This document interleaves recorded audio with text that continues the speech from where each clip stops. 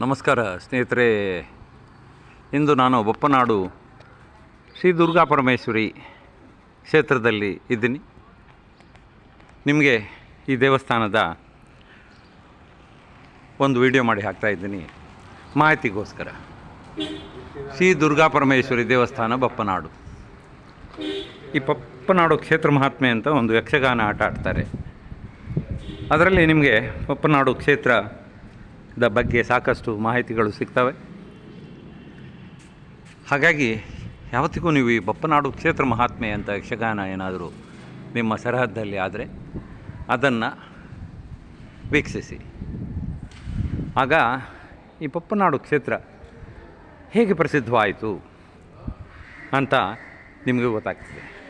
ಜಗನ್ಮಾತೆ ದುರ್ಗಾ ಪರಮೇಶ್ವರಿ ಹೇಗೆ ನೆಲೆಸಿದ್ಲು ಇಲ್ಲಿ ಅನ್ನೋದು ಕೂಡ ನಿಮಗೆ ಗೊತ್ತಾಗ್ತದೆ. ಸೂಕ್ಷ್ಮವಾಗಿ ಹೇಳಬೇಕಾದ್ರೆ ಇಲ್ಲಿ ಪಪ್ಪ ಬ್ಯಾರಿ ಅಂತ ಒಬ್ಬ ಇದ್ದ. ಅವನಿಗೆ ಕನಸಲ್ಲಿ ಕನಸು ಬಿತ್ತಂತೆ, ನನ್ನ ಸನ್ನಿಧಿಯನ್ನು ಇಲ್ಲಿ ಕಟ್ಟು ಅಂತ. ಹಾಗೆ ಈ ದುರ್ಗಾ ಪರಮೇಶ್ವರಿ ಅಮ್ಮನವರ ಒಂದು ಸನ್ನಿಧಿ ಇಲ್ಲಿ ರಚಿತವಾಯಿತು. ಹಾಗೆ ನೋಡಿ ಮುಂದೆ ಅದು ಬಪ್ಪನಾಡು ಕ್ಷೇತ್ರವಾಯಿತು. ಹಾಗೆ ನೋಡಿ ನಿಮಗೆ ಹೇಳಬೇಕಾದ್ರೆ ಇನ್ನೊಂದು ಸೂಕ್ಷ್ಮವಾದ ವಿಚಾರವನ್ನು ಹೇಳಬೇಕಾದ್ರೆ ನಾನು ಈ ಬಪ್ಪನಾಡು ದುರ್ಗಾ ಪರಮೇಶ್ವರಿ ದೇವಸ್ಥಾನದಲ್ಲಿ ಬಪ್ಪ ಬ್ಯಾರಿಯ ವಂಶಸ್ಥ ಇವತ್ತಿಗೂ ಢೋಲನ್ನು ನುಡಿಸ್ತಾನೆ. ಯಾಕಂದರೆ ದೇವಸ್ಥಾನದ ಮಹಾಮಂಗಳಾರತಿಯ ಸಮಯದಲ್ಲಿ ವಾದ್ಯಗಳು ಮುಳುಗ್ತವೆ. ಅದರಲ್ಲಿ ಢೋಲು ಕೂಡ ಒಂದು. ಹಾಗಾಗಿ ಈ ಢೋಲನ್ನು ನುಡಿಸುವುದು ಬಪ್ಪ ಬ್ಯಾರಿಯ ವಂಶಜರು ಅಂತ ನಿಮಗೆ ನಾನು ತಿಳಿಸ್ತೀನಿ. ಇದು ಬಹಳ ಸೂಕ್ಷ್ಮವಾಗಿ ನಾನು ಹೇಳಿಕ್ಕೆ ಬರೋದಿಲ್ಲ ಈ ಮಾತಲ್ಲಿ. ಹಾಗಾಗಿ ಬಪ್ಪನಾಡು ಕ್ಷೇತ್ರ ಮಹಾತ್ಮೆ ಈ ಒಂದು ಯಕ್ಷಗಾನ ಆಟವನ್ನು ನೀವು ಓದ್ಬೋದು, ಅಥವಾ ಇದರ ಚರಿತ್ರೆಯನ್ನು ಕೂಡ ಓದ್ಬೋದು, ಅಥವಾ ಈ ಆಟವನ್ನು ಕೂಡ ನೋಡ್ಬೋದು. ಹಾಗಾಗಿ ಬಹಳ ಪ್ರಸಿದ್ಧವಾದ ಕ್ಷೇತ್ರ ಇದು. ಜಗನ್ಮಾತೆ ಅಮ್ಮನವರು ದುರ್ಗಾ ಪರಮೇಶ್ವರಿ ಇಲ್ಲಿ ನೆಲೆಸಿದ್ದಾರೆ.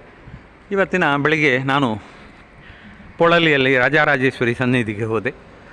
ಅಲ್ಲಿಂದ ಮುಂದೆ ಮಧ್ಯಾಹ್ನಕ್ಕೆ ದುರ್ಗಾ ಪರಮೇಶ್ವರಿ ಕಟೀಲು ಇಲ್ಲಿಗೆ ಬಂದೆ.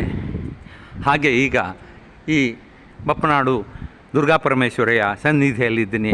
ಒಂದೇ ದಿವಸದಲ್ಲಿ 3 ಕಡೆ ಜಗನ್ಮಾತೆಯ ದರ್ಶನ ಪಡೆಯುವಂತಹ ಸೌಭಾಗ್ಯ ನನ್ನದಾಯಿತು ಇವತ್ತು. ಹಾಗಾಗಿ ನೀವು ಕೂಡ ಇದೇ ತರಹ ಒಂದೇ ದಿನದಲ್ಲಿ ಸಾಕಷ್ಟು ಕ್ಷೇತ್ರಗಳನ್ನು ಸಂದರ್ಶಿಸ್ಬೋದು. ಹಾಗೆ ಸಂದರ್ಶನ ಮಾಡಿ ಜಗನ್ಮಾತೆಯ ಅಥವಾ ಪ್ರಭುವಿನ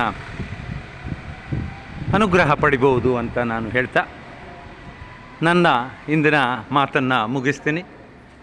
ಜಗನ್ಮಾತೆ ದುರ್ಗಾ ಪರಮೇಶ್ವರಿ ಅಮ್ಮನವರು ಎಲ್ರಿಗೂ ಸನ್ಮಂಗಳವನ್ನು ಉಂಟು ಮಾಡಲಿ ಅಂತ ಹೇಳ್ತಾ ನನ್ನ ಮಾತನ್ನು ಮುಗಿಸ್ತೀನಿ. ಇಂತಿ ತಮ್ಮ ಪ್ರೀತಿಯ ವಿಠ್ಠಲ್ ಬೋಡಸ್ ಮಾಳಮಳ್ಳೂರು. ನಮಸ್ಕಾರ.